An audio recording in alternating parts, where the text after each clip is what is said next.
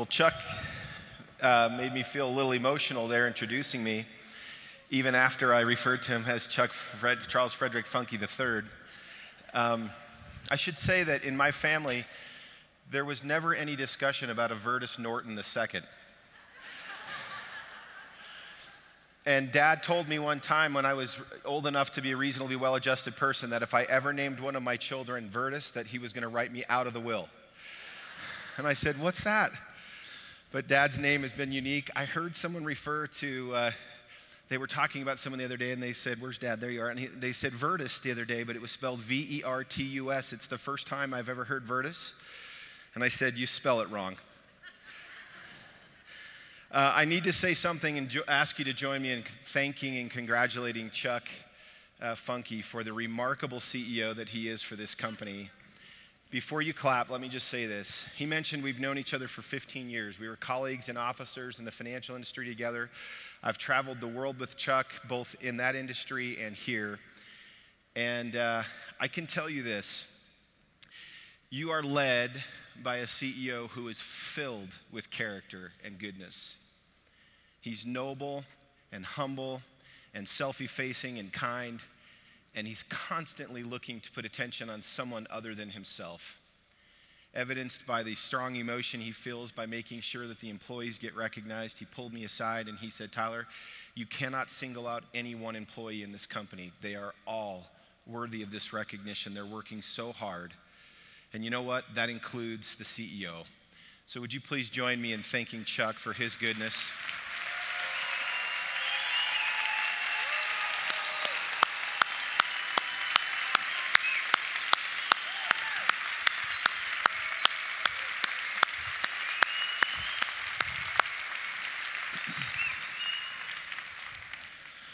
Okay, this has been a journey, has it not? It's been amazing. We are so excited about where we are as a company, and I want to share some thoughts with you. I probably have more content than I can get through. I'm going to move quickly through some things, but I need to start with one concept first, and it's embodied in this simple thank you. Thank you to our global associate base. I don't think we can all acknowledge or recognize enough the fact that this is a global business. It's not a U.S. business only. It's a business that started here in the United States, but it must become global in every sense of the word. We must increase our awareness and understanding of the fact that we have technology and product and opportunity that deserves to be found everywhere in the world. I am so thankful that people would travel. I was talking to Jörg this morning, and he said, "Tyler, last night I met someone who traveled here by herself from the United Kingdom, who saved all year so she could be here." I don't know who you are, and if you're in this room, I want to say to you, thank you. Thank you for being a global associate with this company. I'm thankful and soft-hearted about the people that have come from Mexico or South America. We stayed late after our awards banquet last night and took pictures with them. They were so grateful to be here. I'm thankful for friends that we've made in Australia and New Zealand and loved watching them properly recognized last night for their contribution to this company. I am so humbled and grateful for the friends that we have all throughout Europe, dear friends without whom ASEA would not be what it is today without any question. Europe is dear to the heart of this company. North America, Canada, Mexico, and now, as you saw, expanding into Asia. How beautiful it was for us to see the recognition of the early Asian pioneers that are starting to take this opportunity and product to that region of the world. We are so thankful. And so I start my remarks today by saying this: we are a global company. And I thank you, each and every one of you, for being here from what part of the region you come from of the world. Please know you are welcome here, and we will do all that we can to represent ourselves as globally aware, globally sensitive, and truly embracing of all cultures, of all people, to help us with this great mission. Thank you so much for being here from all over the world.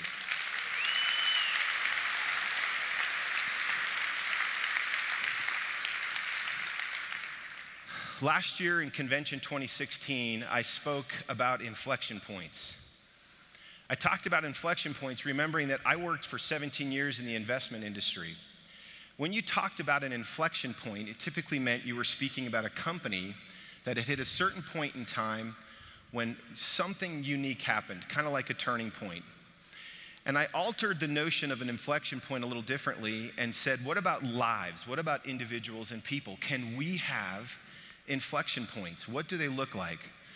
I suggested a line or a curve that I drew, and then noted points on that particular line that matched my life. Now, this isn't perfect. I was sketching it out.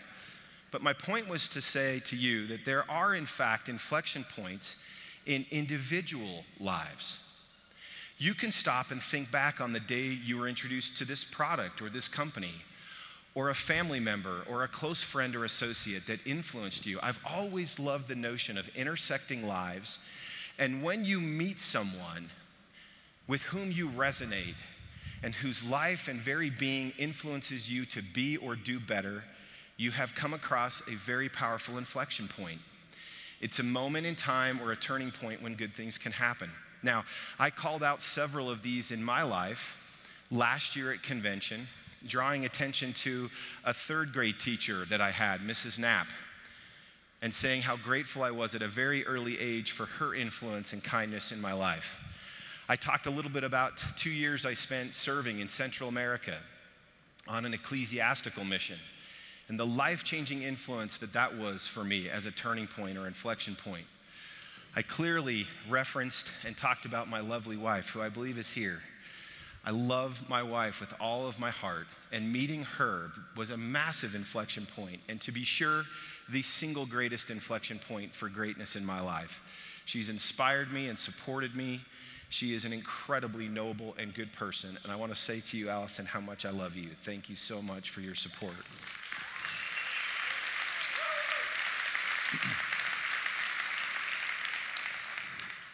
These two pictures represent the child-rearing years for my lovely wife and I. She bore much more than I did in those years. We have 6 beautiful children, and each one brought rich happiness, and each one was a micro-inflection point in my life that has always gone up with happiness.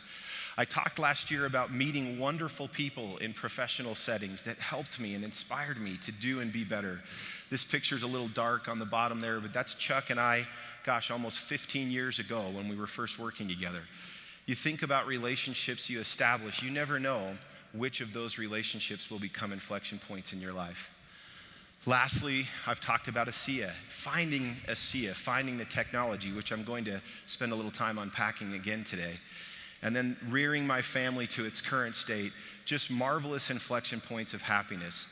And I think if you were to take some time and draw out your inflection points, you would find people, experiences, wonderful times in your life where you could say, this is where the difference was made.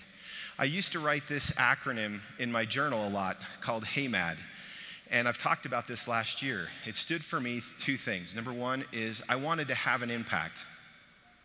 No matter where I was, professionally, personally, in school, at home, and in my church, I've always had a desire in my heart, probably at times a little too crazy of a desire. I wanted to have an impact. I just didn't want to play it out. I wanted to know that when I got involved in something, it moved forward. And the MAD part of this stood for make a difference. And I used to write it in my journal a lot. Have an impact and make a difference. Have an impact and make a difference. I believe if you have a deep desire in your heart, things start to move around in the universe, and especially if you declare that desire, you'll have opportunities to have an impact and to make a difference. So as we talked about this last year, I also introduced this concept. Have you ever taken time to think back on your life and say, what if? What if Allison and I never met? What if we had never gotten married? What if that particular inflection point never happened? And I introduced the concept of, I think there's lots of us here that would draw a different line of our lives. We might say, I listened to Cesar this morning, and he said, if I'd never met Rosemary Skinner, what would happen to the curve of the last 4 years of his life? If Rosemary Skinner never came to ASEA, never met Virtus, what would happen to the curve of your life for the last 7, 8, 9 years, right? Very distinct, different curves. And we talked about the fact that when you fill in this difference, you start to understand that we live lives that are constantly uplifted by the impact and influence of someone else. And that understanding this notion of the difference is at the core of, I think, what we should be doing here at ASEA. We should be intersecting with people's lives in such a way that we have an impact and we make a difference. Now, these are my favorite things to have anyone say to me or about me. You have made a huge difference in my life. When someone says that to you, and by the way, at ASEA, people say this to one another a lot. You have made a huge difference in my life, or this concept of that has made all the difference. We talk a lot about that.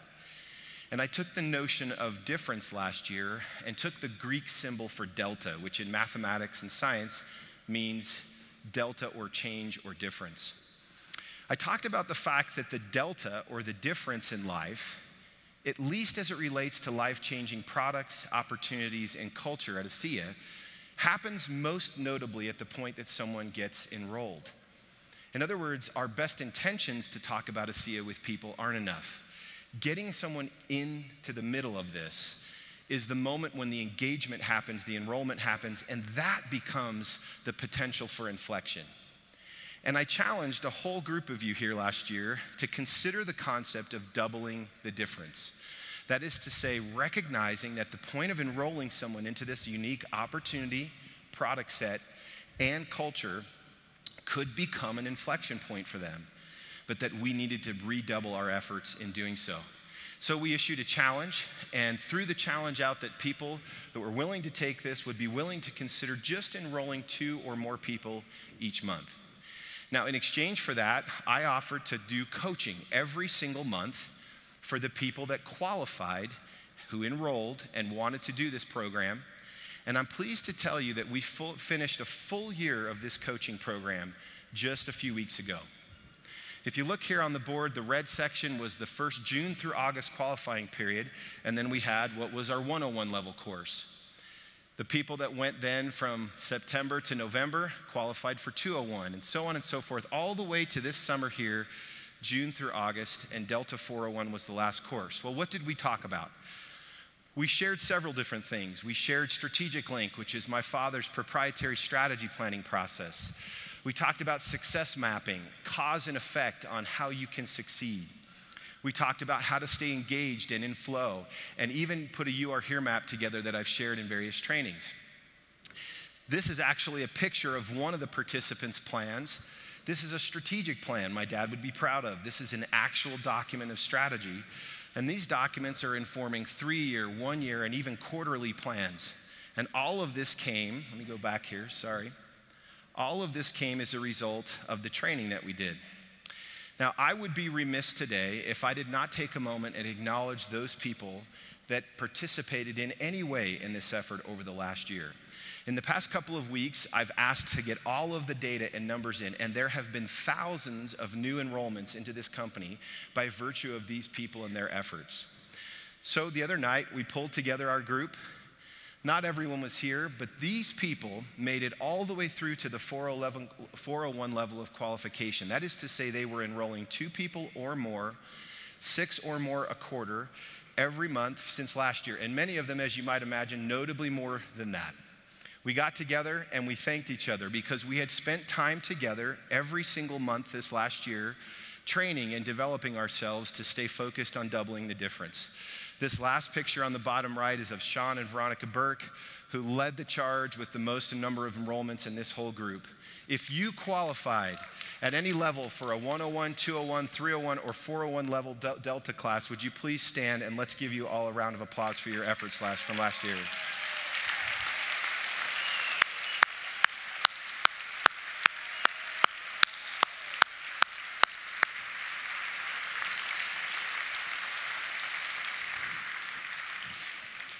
Excellent work.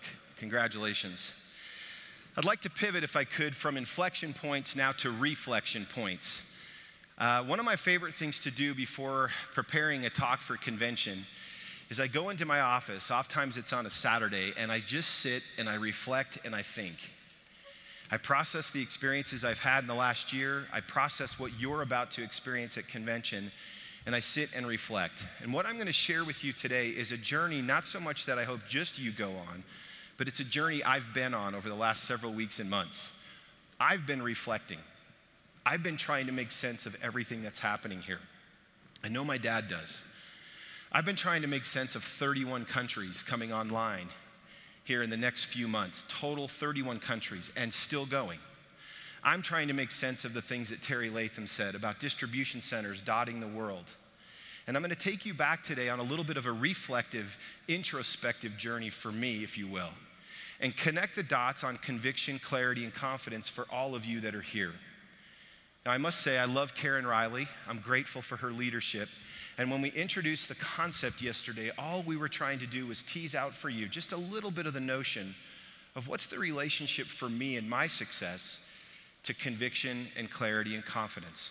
I agreed with Odman this morning that there's way more going on around decisiveness and other elements, but I want to zoom in on these today and invite you just to sit back and reflect a little bit on where you are personally in these three areas. Now, to do that, I'd like to tie each one of these to a simple concept. Some of them you've heard before, but each of them I will twist just a little differently today to connect the dots between these three things. So conviction, I'd like to talk just a little bit about how this started. I won't take you through an extended element of it, but I need to revisit how this started today, because what's happening right now in ASEA, for me, I cannot make sense of without looking backwards and reflecting on how we got started. I'd like to talk about clarity, but I'm going to use a part of our ethos, which is a children's book. And if you'll give me permission, I'm going to treat you all like you're going to bed, and I'm going to read you a children's book today that I've shared several times from the stage. And I'm going to connect the dots on that with you, and it's called The Three Questions. And lastly, I want to revisit this notion of inflection points. I want to talk to you about it again, but I want to pivot it from an inflection point that's personal to an inflection point that lives inside of what I believe is ASEA today, right now. So let's start. I want to talk a little bit about conviction. Okay. You need to understand that Dad and I and all the people associated with the early stages of ASEA were not setting out to create a network marketing company. It's important that you understand that. If you have as a father a retired Fortune 50 officer of strategy with the kind of background and experience that he has, everybody could use or wants more money, but I can tell you this, my parents live in the same house. My dad largely eats the same food, and he drives a very similar, if not the exact same car. Nothing's really changed for him. He was successful before and financially stable before. He is so today. What happened was we bumped into a technology that we didn't expect to find. No one in our family believed beyond my father that it would become what this is today. And that's why it's the contrast of where it started from to events like this are so difficult for me to process. You see, you're joining this potentially in the last year. Many of you raised your hand and became Rocky Balboas today with Justin and saying you were here just the last year. But we've been watching this happen for many years. And I need you to understand where it came from. I think it will create context that's meaningful for you and fills in some blanks. My father and I were asked to do a strategic consulting session for a small biotech company in northern Utah. I mentioned to you that my father ran strategy for Kraft Foods. I like to think of my dad as the right-hand man to the then CEO of a $36 billion worldwide company. My father had worked with this gentleman for many years, and together they had identified strategic planning processes that were simplified and practical and streamlined. He taught those to me at a young time in my career, and I started to apply them, and I started to see success using them. And we were asked, got referred by a friend to go meet with a small company in northern Utah. I called my father, and he had just finished an assignment running a biotech company. And so it made sense. He had freedom of time. He's the Jedi master of this strategy process. And so I said, hey, do you want to go with me to meet this company? And we went together. More than 10 years and millions of dollars had been invested in this small biotech company in development, research, and patent work. But they were struggling. They were struggling. They hadn't really figured out exactly what they had, and they were struggling financially. Now, I was in the room with the CEO and CFO of this company, and they told us they were developing 2 products for the pharmaceutical industry, and they had one very intriguing product that was made from salt and water. As they got to know my dad, they were impressed with his background, and they said, "We'd like to invite you to sit on our board of directors." And my dad said, "You know, I'm struggling a little bit with this saltwater product thing. I think I need to see some research first." Now, let me remind you, Dad had recently been running a biotech company, so he knew what to look for. So they gave him a box of research, and he began the process of vetting a bunch of stuff at the house. Now, to be candid, at the time, I was a senior officer of a financial company.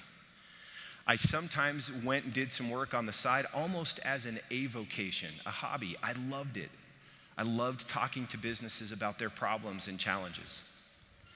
Dad had since been retired like 10 times. He's now been retired like 20 times. It's a problem. You need to look into it. And actually, it's a problem for my mom, isn't it, Mom? You need a break from that guy. My father took this research home and started calling universities. He called UCLA. He called Indiana University. He called Harvard University, different organizations that had been doing research on these products for this company. And what did he learn? He learned that the research was valid, that they had something, that it was legitimate. He accepted a position to sit on the board and quickly realized that they were in a little bit of financial trouble. Now, I came to the house and I find my dad with a bunch of books open on his desk. And this is several weeks later. And I say, "Hey, what are you doing?" He says, "Do you remember the little company we went to?" I said, "Sure." This is exactly what he said to me. He goes, "Tyler, I don't think they know what they have. They've got something amazing here. This shouldn't be happening." He said, "According to this research, it does this, this, and this, but it doesn't do this, this, and this." And they were good things, and bad things that shouldn't happen weren't happening. He said, "I don't think they know what they have here." So I kind of dismissed it because, oh, by the way, it was salt and water. And I'm being real with you. And I have said in the past, you know, when a 69-year-old dad from Salt Lake decides to start a company with salt water, you may want to just think about it, right? I went to the house the next time. This didn't help. Dad's down in the basement. I go downstairs, and he has a machine on the counter. And he has a clear mason jar of fluid. Now, if you're from the South and someone has a clear fluid in a mason jar, any guesses on what that might be? So I have my now very intelligent, very capable, very accomplished father downstairs in the basement, and I swear this is what he looked like for just a minute.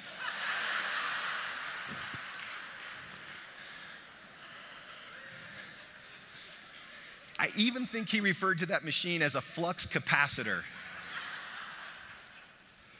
But this is what it was like. This is what was happening. There were no beautiful conventions or anything. We're in our house. He's in the basement.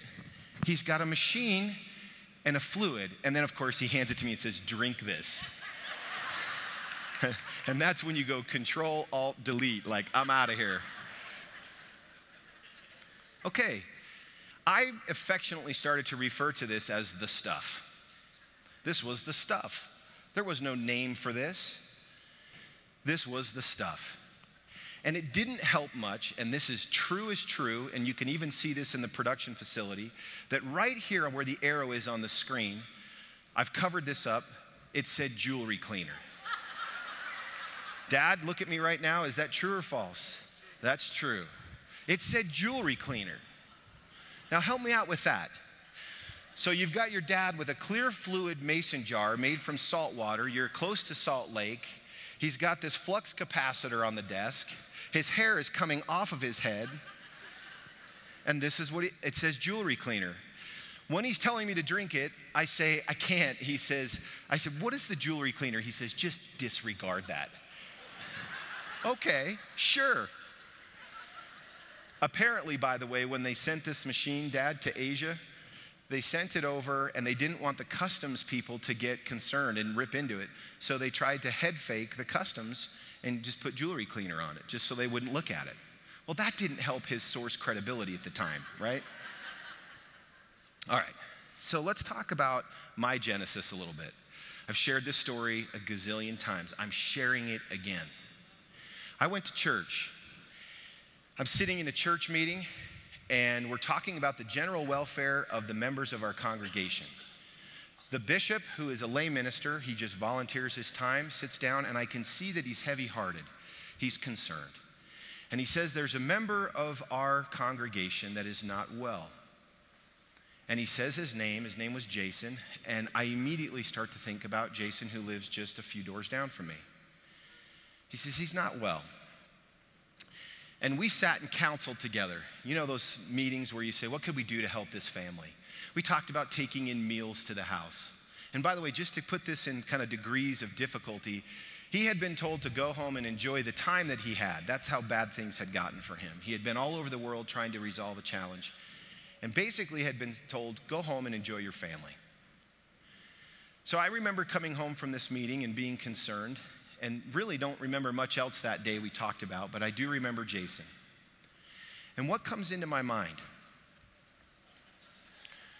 The jewelry cleaner, the stuff. We got some stuff here. We got options.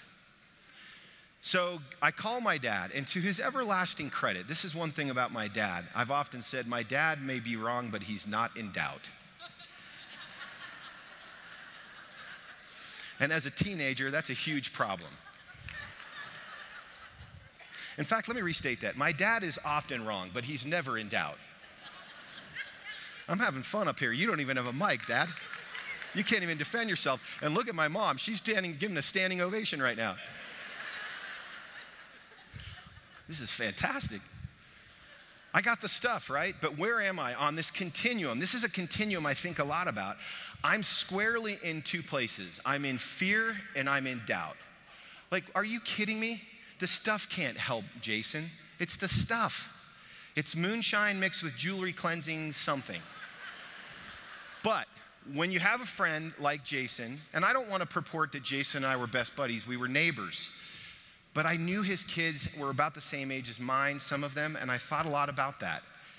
And so I called my dad. And I said, Dad, I just came from a church meeting, and one of my neighbors is really struggling. Do you think the stuff would help? You know what my dad said? No hesitation. Of course it will. I said, how can you be so sure? How do you know that this isn't going to make things worse? Who knows what things he's currently doing to address his challenge? How do you know? Now, where was I on the continuum? Fear and doubt. And oh, by the way, they're kissing cousins, so I was back and forth between both of them. I couldn't tell the difference. Nevertheless, I said, what do I have to lose? And my good dad, with the flux capacitor in his basement, made 5 gallons of the product for me to take. Now remember, I'm a senior vice president of a 100-plus-year-old financial institution. I have absolutely no idea that this is going to happen. I just know I have 5 gallons of some unknown product in the back of my car that I've got to somehow convince a guy to try and take. So being the intelligent human being that I am, I resolve to actually take this container to the leader of the church. And his name is Craig. And I said to Craig, I have something that will help Jason, but I'm not going to give it to him. You are. And he says, are you kidding me? And I said, nope, you're going to take it. Now, listen to these questions he asks. What is it? I don't know. What does it do? I don't know. Why should he take it? Because my dad said it might help. And last question, why am I taking it over to him? Because you're a church leader and you're supposed to help people.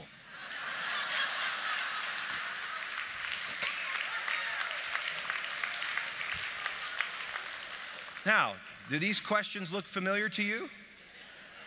These were the first messaging questions of my life, and I failed miserably. Chris, I failed. You would not recruit me.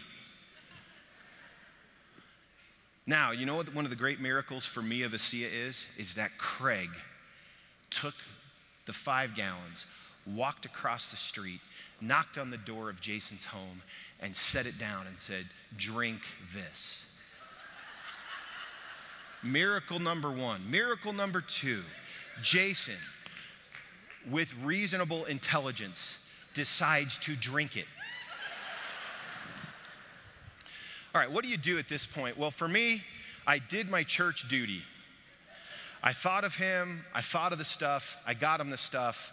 I can lead the horse to the water, but it's his deal now, right? And to be honest, I kind of thought, I don't know what else to do. It's better than a casserole, right? During the coming weeks, I started hearing words like this: redox signaling molecules, or cellular communication. They were starting to unpack the stuff, redox biochemistry. I even had a meeting with one of our early associates who said this could potentially be the single greatest health science breakthrough of our lifetimes. Now, there was no, do you agree with that? That's easy to clap now. Now, another important thing happened. During this window of time, my father had since acquired the technology and has an opportunity to sell it off. And bless his everlasting heart, and I mean that sincerely, with no cynicism, my father chose not to sell. And for that reason, you're sitting here today.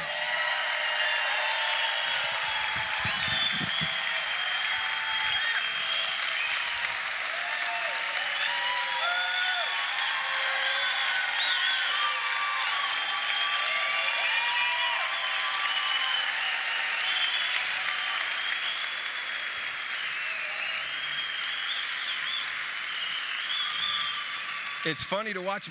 My kids are sitting right behind their grandpa, and they're just laughing, like, why are all these people clapping for grandpa? Okay, 3-4 weeks later, I don't remember, a month later, I get a call from Craig. Exact words, "Are you sitting down?" I said, "What's up?" He says, "I just got off the phone with Jason." And he says, "That's why I'm calling. His situation is improving." Do you notice how compliant my language is, by the way? Be compliant. His situation is improving. What am I waiting to hear? Did he drink the stuff? He says, "That's why I'm calling. He drank all of it, and he wants more of it." You see, I am a good network marketer, Chris. You might still recruit me. By the way, my approach to Craig, to go from Craig to Jason, is in fact network marketing. I spoke to Craig and said, "I'm not going to tell him, you're going to tell him," and then he told him. So just for the record, Rosemary, I have the stuff, like a different kind of stuff. All right, so here's what's happening. I hang up the phone, and my mind is spinning, and this is what's going through my mind. Whoa, whoa, whoa, whoa, whoa. What if? What if? And I start playing a ping pong match on this continuum. I introduce a new space on this moving continuum. It's called hope.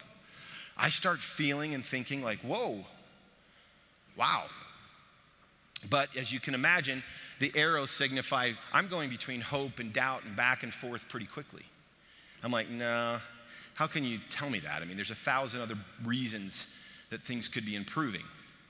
How do you know? Now, on this particular continuum, hope is an interesting thing. Because in my case, born of a single experience, one experience, I was willing to entertain the possibility that something was really happening here. I hate to tell you that I shuddered to call my dad and tell him that he was right, because that only adds to a very serious, long-standing, almost decades-long problem of him being right or believing he's right, and me being the son. But I called him and said, "This is going on," and he said, "I told you." Now, before I was going to roll over to his omniscience, I decided to try to have more experiences, because this is one hash mark on the bottom of my screen. Dad starts asking me to help get involved in the building early stages of this. I'm still employed somewhere else. And as I start to speak to people, by the way, I have spoken to thousands and tens of thousands, I was doing the math, over the years. But at the end of these meetings, you know what would happen? Jason would come up. Another Jason. Now, parenthetically, I went to Jason and said, hey, I gave the stuff to Craig that Craig gave to you. And I was a little embarrassed about it. And I said, can you tell me what's really happening here? And he said, do you know what I think you've done for me? That's exactly what he said to me. He said, do you have any idea what I think you've done for me? And you know what my answer was back then? I don't. Can you tell me? And he proceeded to tell me what I've now heard along with my siblings and my parents and many of you, not just 5 times, not just 10 times, not just 15 times. In fact, not 20 times. What's happened now is what I'm going to show you next. Let me show you this. I have here a binder. This feels like the 100-yard dash. This is an actual binder stolen from my dad's office at his home. Just kidding, Dad. But in this binder are actual letters, pictures, and stories sent to my dad's inbox, even some of them handwritten like you can see here.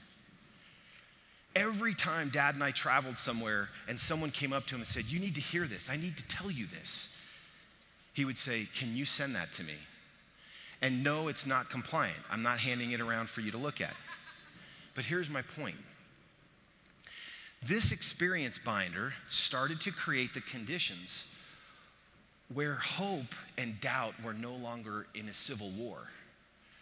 We had enough in that binder, enough personal experience. With the early leaders in this company, they would call my dad, or we would go do a meeting together, and they would say, did you hear this story or this story? And pretty soon the experience binder started filling in. I should also tell you one other thing as a bit of a foreshadowing. I'm not going to show it to you, other than to say at the very front of this is a table of contents. This is classic Virtus Norton.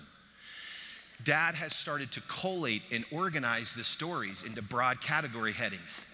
He's starting to see different patterns emerge. He's a strategist, and he's using critical thinking. He's like, wait a minute, look at all the stories that match up that look like this. So as the binder is building, our experience is starting to grow. Fear and doubt are starting to fade. What happens now is we're not really talking about the fear and doubt things. The stuff concept kind of goes away. And now we're living in this really interesting space where hope and experience is blending in with this form of belief. This is an interesting triangle. Hope, belief, and experience, if you want my opinion, have carried this company all the way from its inception to right now. Real hope, belief, and experience.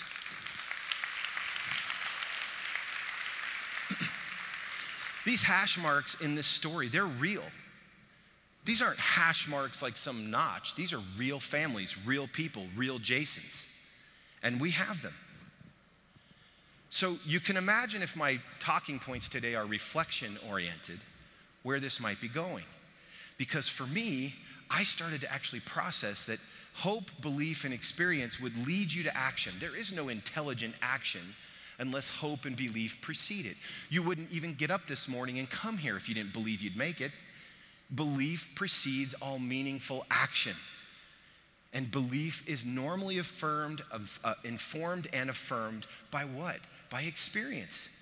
If I got up every day and made it to the meeting, I have pretty good reason to believe I'm going to make it to the next days of meetings.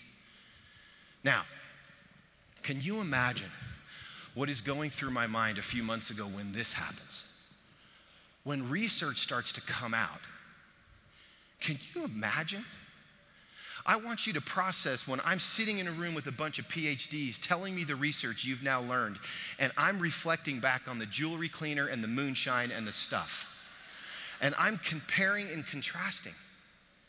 Can you imagine what's going through my mind when I start to see and understand, circled up there, 5 key areas where this is causing genetic expression, signaling genetic activity, and guess what it correlates with? Right here, it correlates with my dad's table of contents. I can show it to you in this book. My dad's calling out cardiovascular. He's calling out autoimmune. He's calling out digestive, and he has all the stories.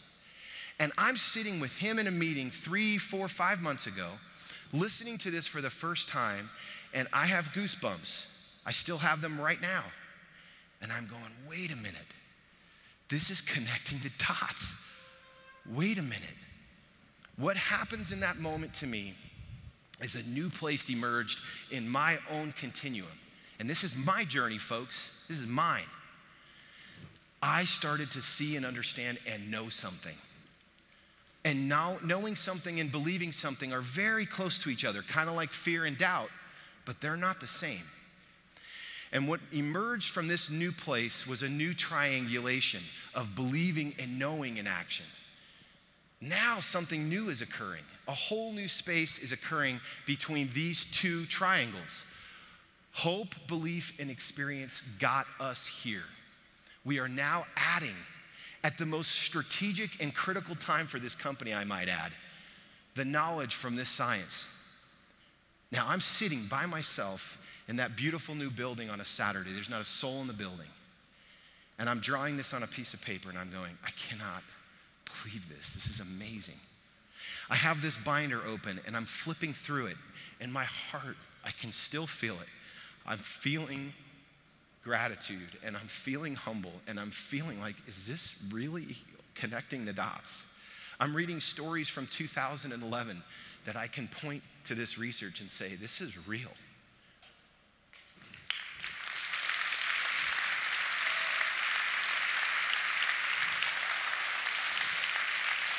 I love cause and effect. I love connecting dots. I love thinking why something is the way it is. And I started to think about this beautiful triangulation of hope, belief, affirming and punctuating experience, enriched with knowledge now, informing action. And I started to think, you know what? This is a whole new basis for conviction. This is why I started with conviction today, guys. We are in a whole new place. The dots have been connected. And bless my dad's heart, he saw this stuff way early. And you know what? He's maybe wrong, but he's not in doubt. Well, Dad, you were right.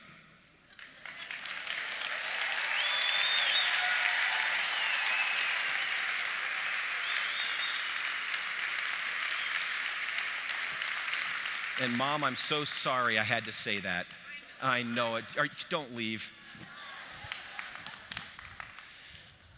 Now, do me a favor. Put this knowledge in its proper context. You are not on trial.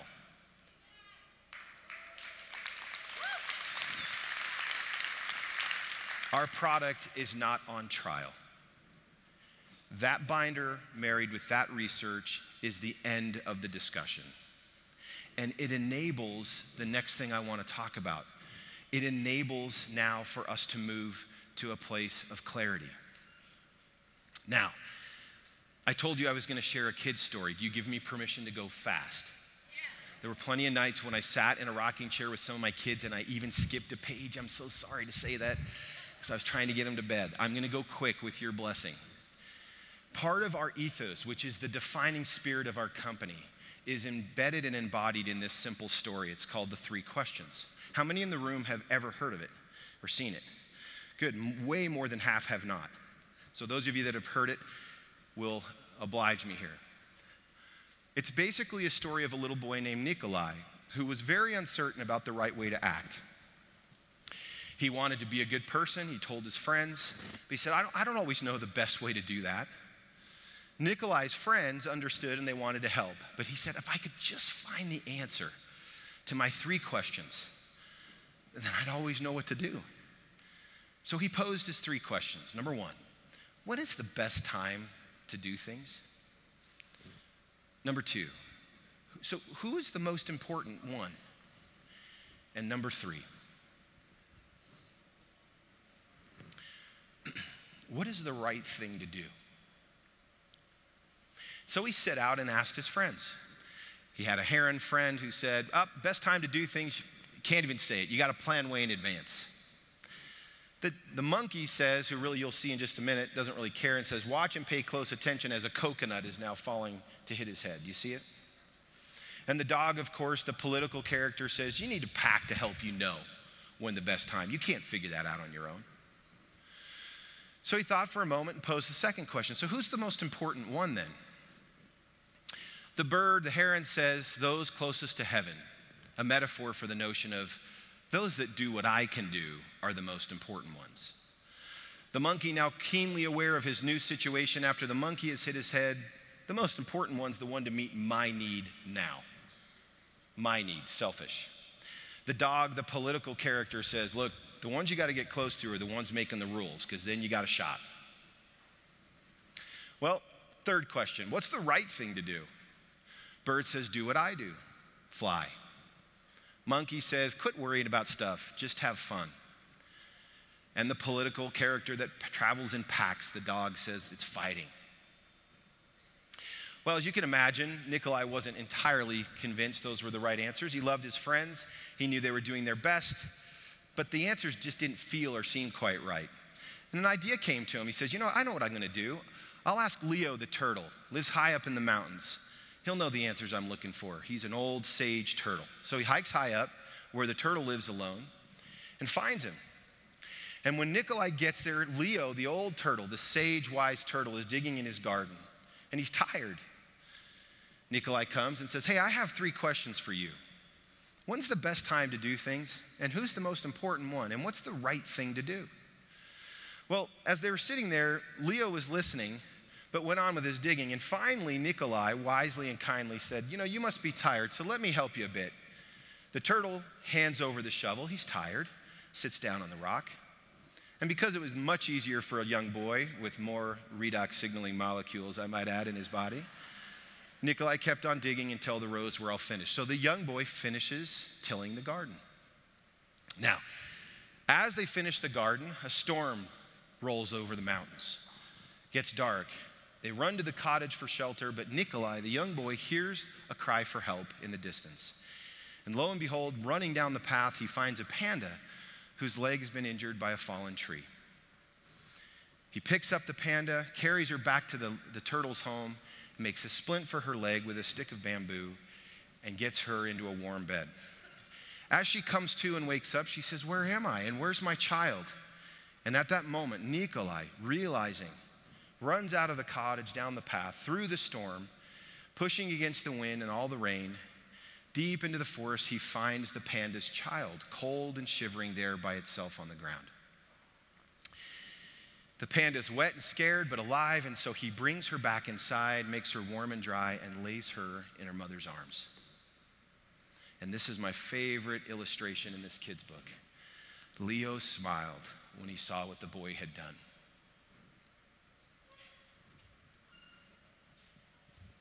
The next morning is a beautiful day.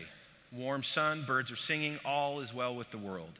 The panda's leg is healing nicely. She thanked Nikolai for saving her baby and her from the storm, and at that moment, Nikolai's friends make their way up to the top of the hill, and they arrive to make sure everyone's okay.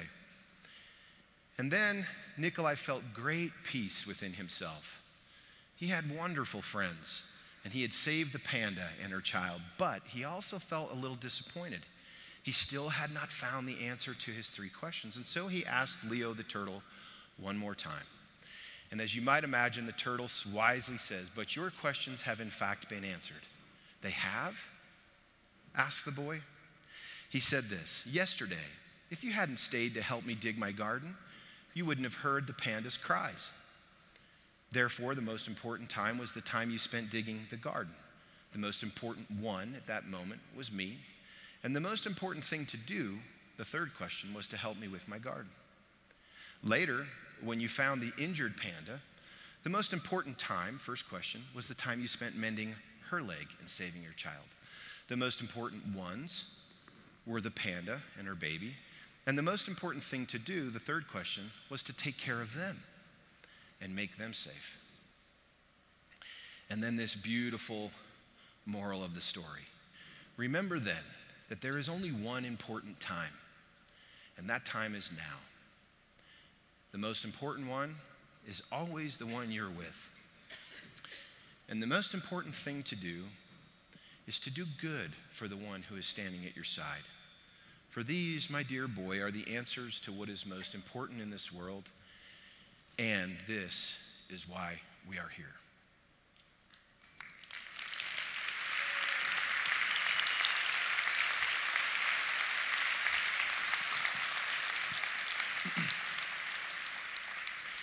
Just a quick side note. I first found this book on the desk of my dearest friend who had passed away. 42 years old, I was asked to speak at his funeral. I came to his home, and there, sitting on his desk, almost like he left it there for me. Here's an extremely successful businessman. He had his Bible, his journal, and he had the 3 questions. And it's from that moment that I read the book and learned of it and decided we needed to live by those 3 questions. Now, something interesting here. The 3 questions, as you can see as I've boxed here on the front page, is based on a story by Leo Tolstoy. Well, who is Tolstoy? Tolstoy is the 19th century literary giant. He's a Russian philosopher and moralist and one of the great literary giants of his day. He was revered in Russia. He was looked up to at the later years of his life as a man of the people. He wrote what many argue to believe is some of the greatest novels of all time, War and Peace, Anna Karenina. I'm probably not saying that the way my son would, who speaks Russian. And he was a very interesting moral philosopher. So here's what I was thinking about this last Saturday as I was looking at him. I said, wait a minute. Here's Tolstoy, this incredible moral philosopher. In the end of his life, he completely denounced aristocracy. In fact, that shirt that he's wearing is a peasant's shirt in Russia. The only clothing he would wear at the end of his life. In fact, he had a correspondence going within the last years of his life with Mahatma Gandhi. They both agreed on so many principles. He was a man who believed in this philosophy. What is the 3 Questions book? It's moral philosophy. But interesting thought process occurred to me. I can guarantee you if you and I went out for tea with Leo Tolstoy in 1900, we would have had a very deep conversation about moral philosophy. Might have even been complex, and we might have even got lost a little bit. But the complex can be made to be simple, and it can be made to be clear. And if ever there's evidence of that, read a kid's book called The 3 Questions that was born of a short story written by Tolstoy. And then this, listen to this quote. The surest sign of the truth is simplicity and clarity. Is that not the most beautiful thing you've ever heard? The surest sign of the truth is simplicity and clarity. And I sat at my desk and I thought, I cannot believe this. The 3 questions are no different. When is the best time to do things? Who is the most important one? What is the right thing to do? Well, what if I just change those? What is it? What does it do? Why do I need it? Aren't those simple, clear questions too? Aren't they coming from something reasonably complex? And can't we get by teaching the complexity in a very simple way? And so I sat pondering the relationship between the 3 questions, the kids' book, teaching us that now is the time. And the most important one is the one you're with. And the most important thing to do is to do good for them. But then I started thinking about 3 simple questions like this about our product. If this is true, then what Justin put up yesterday is very important for our success moving forward. We have been working from complex to simple. We must no longer do that. If we hope to have duplication and momentum in this organization equal to the potential, we must begin with the simple and stay there. Simplicity and clarity are the surest signs of the truth. And so now on, as you think of the 3 questions as part of our ethos, I want you to think of the simplicity and clarity of asking very simple questions and answering them in a consistent, fact-based way. It can be done. Will you do that?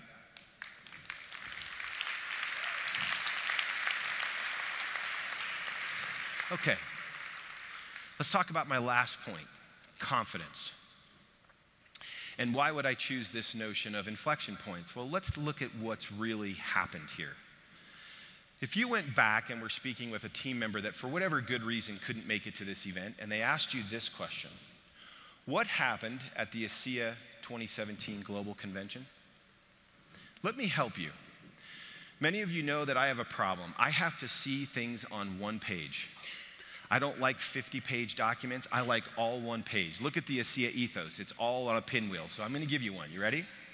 What happened at the ASEA Global Convention? Well, our company finished an over 2-year project to create a whole new campus for us as distributors to bring people that need to know about this so they can feel confident and stable and convicted and really sure that who they're joining are an organization here to stay.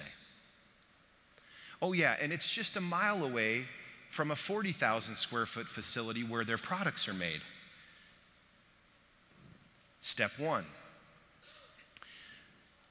Let's keep going. What happened at the convention? Our CEO gave a beautiful, a masterful update on our mission as an organization, our vision, and our strategies, and made the connection between strategy as foundational for our growth. He went through each of the strategies, talking in depth about resources and plans that have been laid for better part of 24 to 36 months to get to this day. Millions of dollars have been spent and zoomed in even on the IT transition, which cannot be spoken of enough. Despite the small challenges that still exist, we would not be able to fulfill our full potential as a company without the update that Chuck gave us on these strategies. Strategy is where you spend your money. And there have been resources spent here, significant resources to create foundational advantage for you. And Chuck did a masterful job, in my opinion, updating you on that to kick off the meeting. What next? Well, Jerem Webb came out and blew us all away with this research summary. He taught us about the law of diffusion, of innovation, and where disruptive technologies come into marketplaces. He taught us all that it's important to recognize we are still an early market technology, disruptive, but early market. And after 7 or 8 years, we have yet to see our equal of any kind in the marketplace. I used to think for sure somebody was coming on the chessboard in this space. And aside from some very small, insignificant players that have tried, nobody has the 4 squares at the center of the chessboard. Nobody. We still own them. He talked about the chasm and the need for us to bridge the chasm, and then he introduced us to the study results. I want to really make sure you took this away. Every participant, every one of them, met with results of expression in genetic activity the same. Every one of them. And every one of them, when they stopped and were tested just a few weeks later again, removed the lift in expression back to the baseline they started with. Every single one of them. Do you understand that? There's a metaphor in business that's often used that said it pulls from a metaphor in ice hockey. Here's the metaphor. You don't skate where the puck is, you skate to where the puck is going. The concept is that you need to understand where things are going in hockey. If you're constantly going to where the puck is, you're going to miss the whole game. Do you understand that we're not only skating to where the puck is, we are the puck?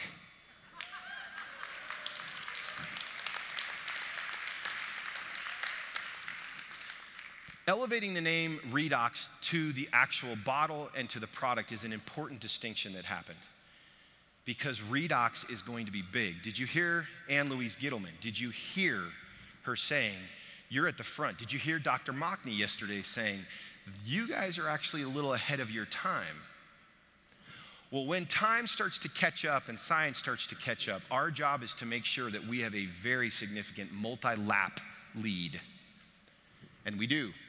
We must keep the RPMs up on us owning the space of redox. We have to get it out fast and worldwide so that when someone assimilates the word redox, it's like Q-tip is to cotton swab. We have to be what they think of when they hear redox, they think of us. And we're on our way to do that. Incredible part of this convention. Well, wouldn't it stand to reason that 80% of the revenue that comes to this company comes on the basis of that incredible product, that we should relaunch it and properly position it with new messaging, new tools. And Jerem did a phenomenal job of that. Let me back up and show you this slide again. He introduced flavors, which I'm going to remind you as a pilot, we need your feedback on that if it's something you think is helpful. We were amazed to realize we had a very short window of time where that would not denature the product, and thought if it helps you to sell it and helps you to move it forward, then live the mission, let's do it. We changed the way the product was made after 2 years of testing so that we can extend shelf life. It's material as you move into new regions of the world. It helps us and it helps you. Repositioning the product, my brother said to me the other morning, John was sitting with me at a breakfast. We were going through a preview of some things.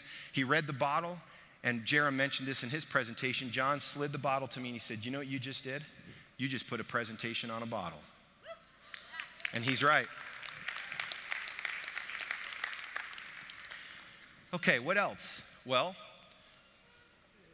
Justin came out and brilliantly positioned the simplicity of the messaging I talked about a minute ago.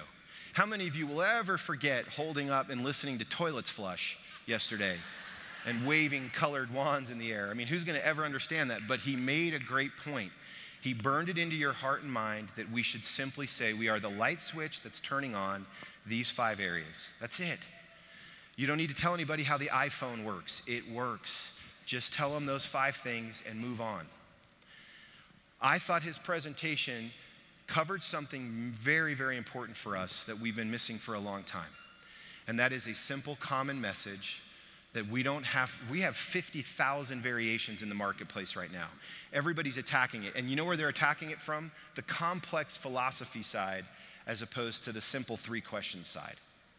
And that's why when Becky came out and positioned the tools the way she did, I thought it was a brilliant way for us to stay simple. We had a debate, a philosophical conversation, Becky and I talking about this, and I could feel that there was real common harmony between the way we were talking, because she was saying, hey, listen, we've got to completely invert the process so that we're speaking about things from simple and then allowing the very small few who would like the complex to find it.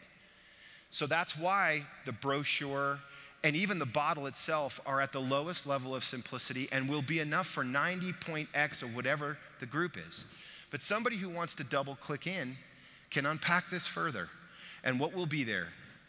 An ASEA REDOX video, a redox gene study summary if they want it, the actual study itself if they want to go through it.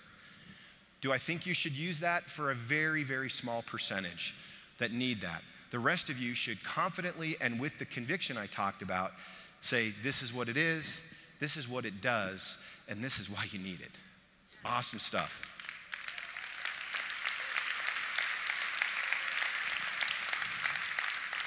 This was super exciting, was it not? Amazing. To those of you from the Dominican Republic, from Colombia, from Poland, from Thailand and Hong Kong and the Philippines, from Singapore, I feel great emotion. Thank you for coming to this convention, and thank you for what you're about to do. We know what's going to happen, and we are going to continue to grow, and this is not about you. It's about somebody in Poland that needs this product. Someday, I think we'll all look back and realize this was not about us. This was about people truly looking for a solution they can't find. We have to find them. And the bringing on of these countries is fulfillment of my dad's vision to take ASEA around the globe. We're so excited to have you. Okay, starting to get a feel of what happened at this convention. You were here. If I was seeing this thing, I'd be like, wow, this is a pretty amazing outline. I would be remiss if I didn't suggest and say that I would add, we got an update on a foundation, and we as a group raised $200,000 to make a difference in the world and do good things.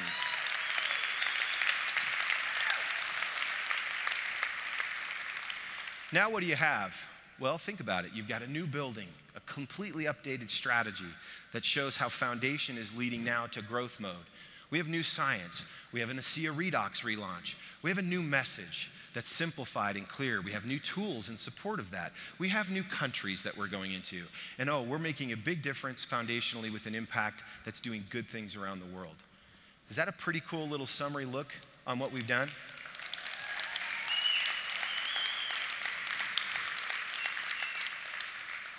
Well, here's what I'd like to invite you to remember. If I took the center of this out and left it blank, I want you to think about this moving forward. What should come to your heart and mind is this. This one single page should fill you with the notion of confidence.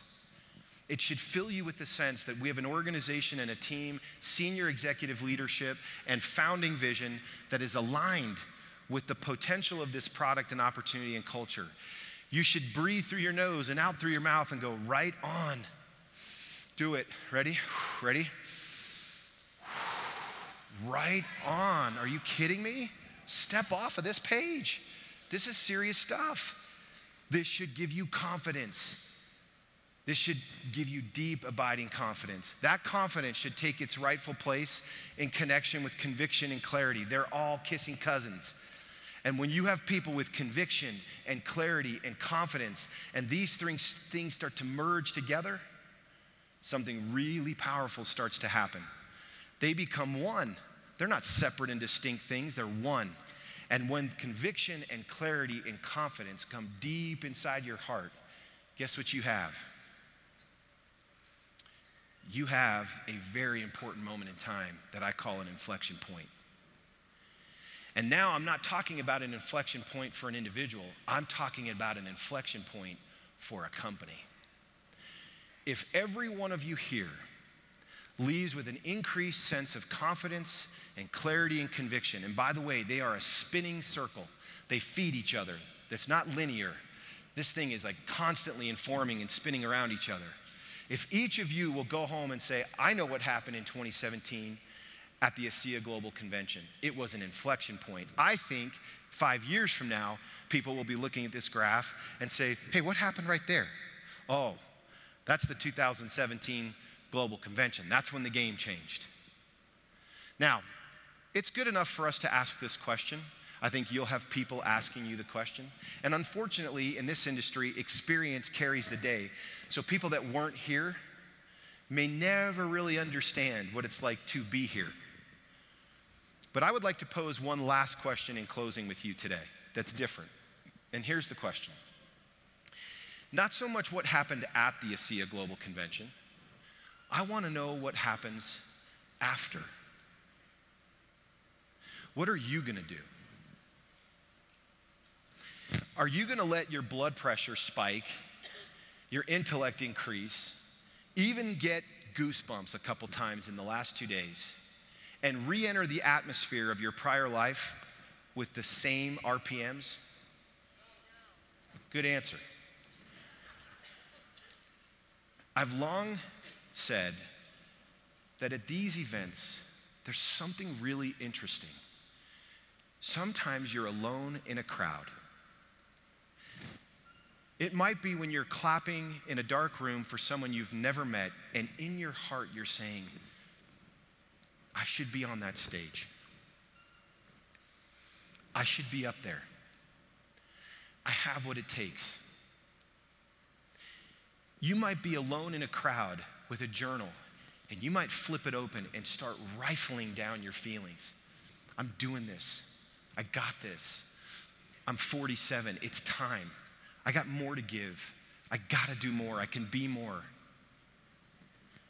You may be sitting in a crowded room all by yourself, reconnecting yourself with people and feelings, and then saying, I gotta go back and do this right.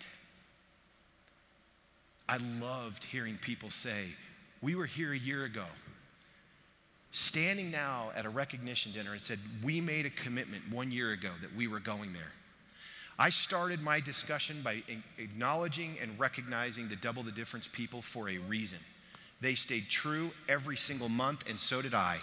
and we coached and worked together, and several of them, you don't even know, walked across this stage and were recognized, and I in my heart said, they were my Double the Difference team, and they did it.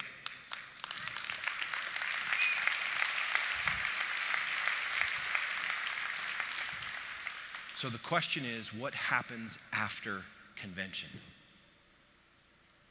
I had a great mentor that said to me, Tyler, most people are vitamin D deficient. And I said, what?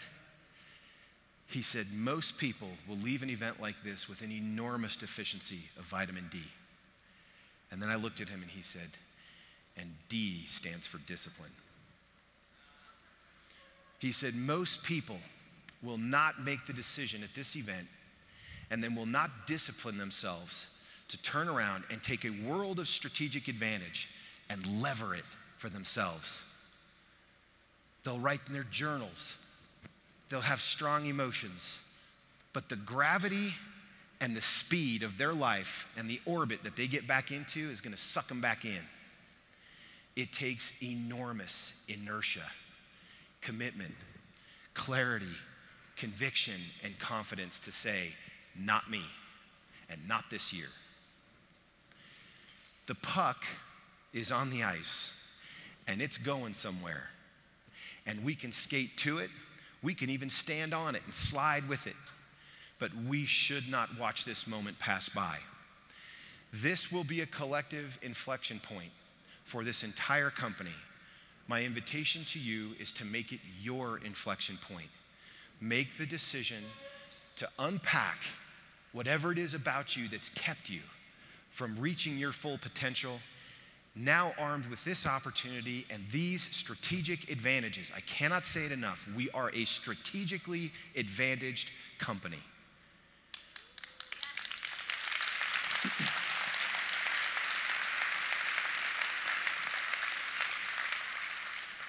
The word opportunity comes from the concept of an open port. The reason the word port is right in the center of opportunity is because the derivative of that word is tied to the concept of an open port. When the port was open and the tides were right, you could come in and execute commerce. You could come in and execute trade. You could come in and create an ally. You could come in and conquer. But when the tides were wrong and the timing and the winds were wrong, the port was not open. Master of human destinies am I. Fame, love, and fortune on my footsteps wait. Cities and fields I walk. I penetrate deserts and seas remote. And passing by hovel and mart or palace, soon or late, I knock unbidden once at every gate.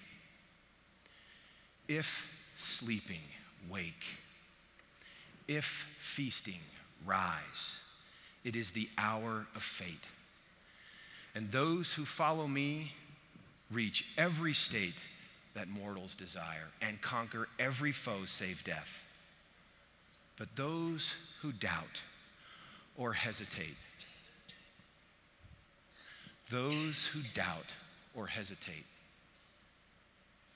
will reach and seek me in vain because I answer not and I return no more.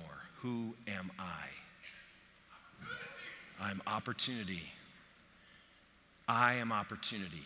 When the port is open, when opportunity knocks unbidden once at every gate, if sleeping, wake. If feasting, rise. It is the hour of fate. Let's take our strategic advantages and exploit them. Let's take our product and impact and remember that the most important time is now. The most important one is the one you're with, and the most important thing is to do good by that person. Let's simplify and clarify the surest sign of the truth. We have it. I have the binder and I have the science. We have everything we need. Take vitamin D supplements. Discipline yourself and go home, and do not let this opportunity, this open port, keep you from reaching your full potential. I honor my father for his vision and his belief and his confidence and commitment. It would not have happened if he didn't see it before everyone else. And my closing remark is thank you to you, and thank you to you, Dad. Let's go do this. It's time. Thank you very much.